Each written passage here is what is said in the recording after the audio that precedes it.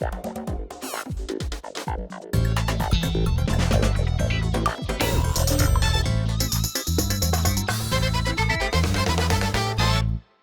eu sou a Anne Browne, do canal Like. Parabéns, Marcelo, pelo filme. Uma coisa muito legal que a igreja evangélica meio que virou um símbolo de cultura pop já, né? Mesmo você não sendo da religião, você reconhece várias coisas. Quando você estava pensando nesse projeto, o que para você não podia faltar nesse filme? Eu acho que não podia faltar humanidade, né? Não podia faltar aquele sentimento de universalidade também, né? Porque o ser humano, ele é muito parecido. Só que quando ele é colocado em lugares diferentes, contextos diferentes, ele vai para lugares muito diversos, né? Dependendo da sua cultura, da sua classe, da geografia local, tudo acaba influindo. Mas existem histórias que ainda são universais à humanidade, né? Como a luta de um casal jovem e periférico para ter uma oportunidade na vida.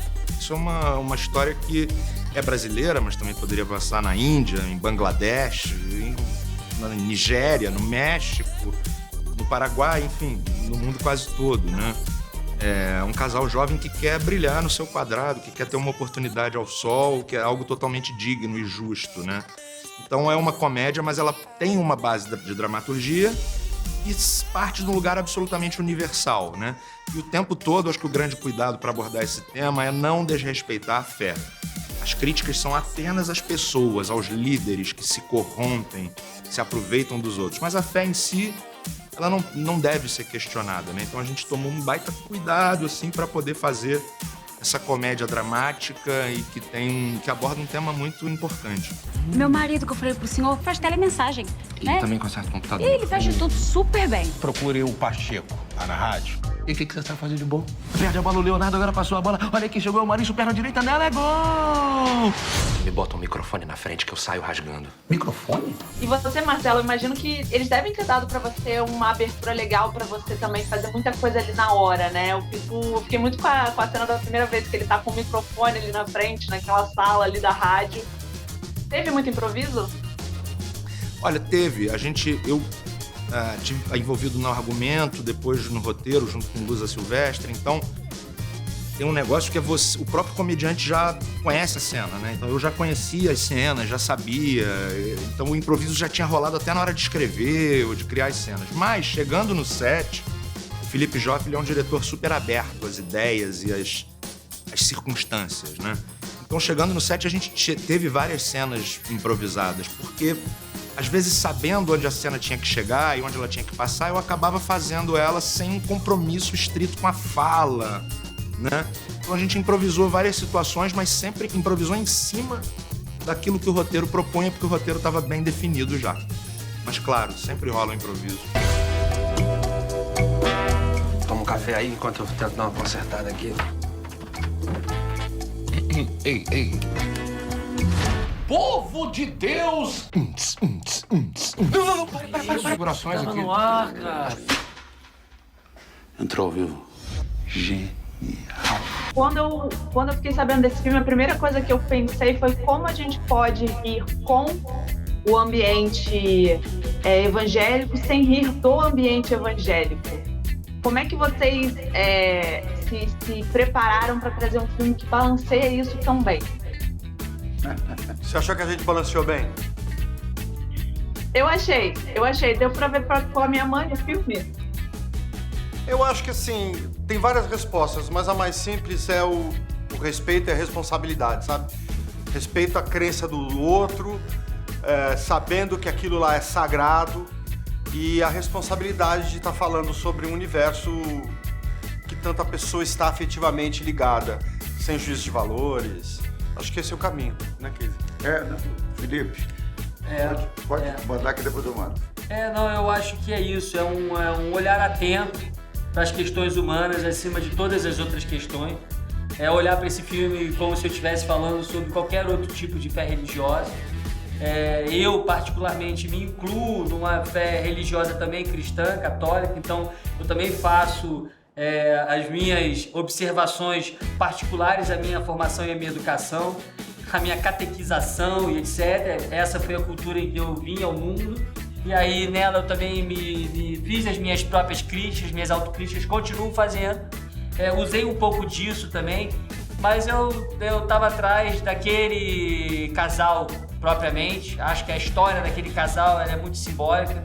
Eu acho que eles são uma unidade, então é bom e é gostoso trabalhar um casal com aquela química, né? desenvoltura de construção que graças ao trabalho do Lusa também conseguiu construir um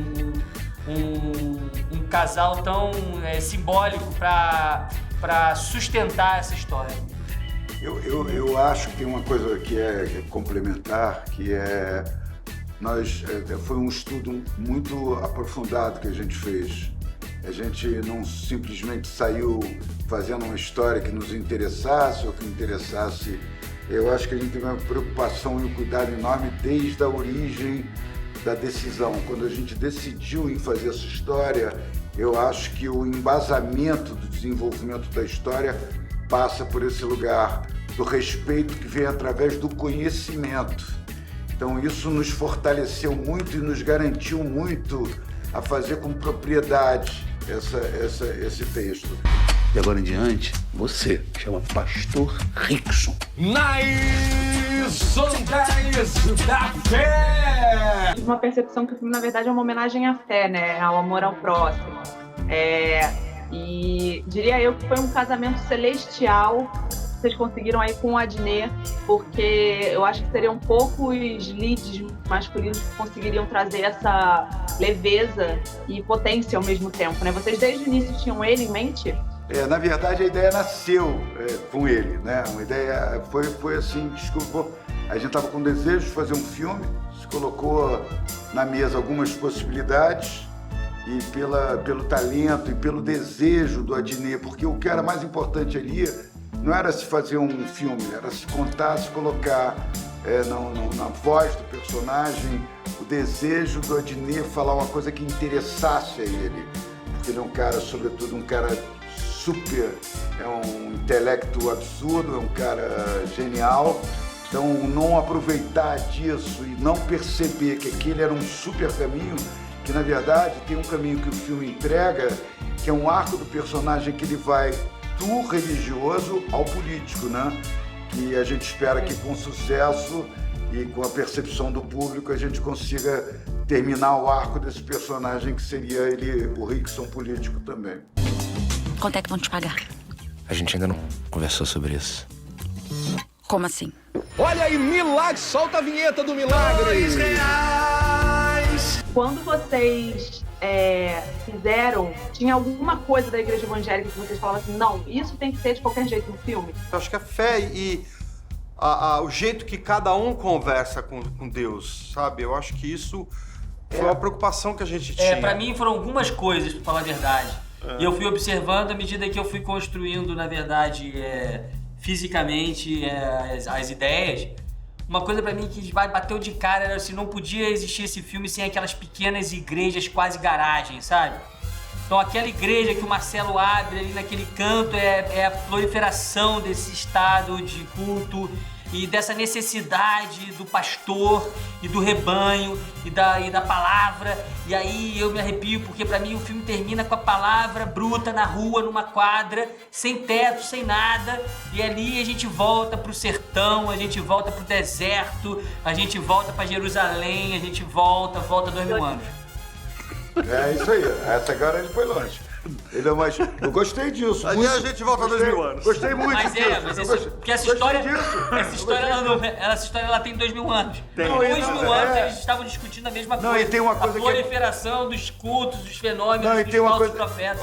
Para reforçar isso é o seguinte, ele não troca a fé pelo poder. Isso é o mais legal.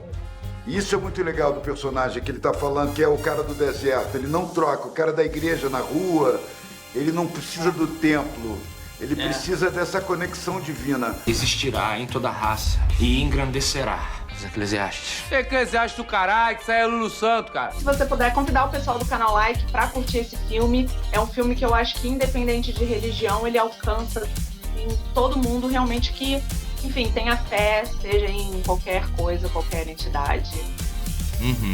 E para todo que também não tem. Acho que ele é super universal também, porque ele aborda um assunto que precisa ser abordado, mas que ainda ninguém foi a fundo nele, né? A gente espera começar esse movimento.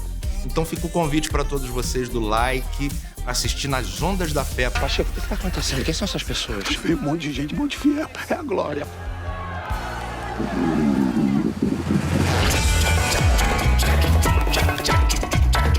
Ergue a cabeça, limpa a bunda e vai lá e você vai arrebentar com ele. Você congrega aqui com a gente? Congrego gostoso. Nas Ondas da Fé. Canal Like, a gente recomenda e você curte.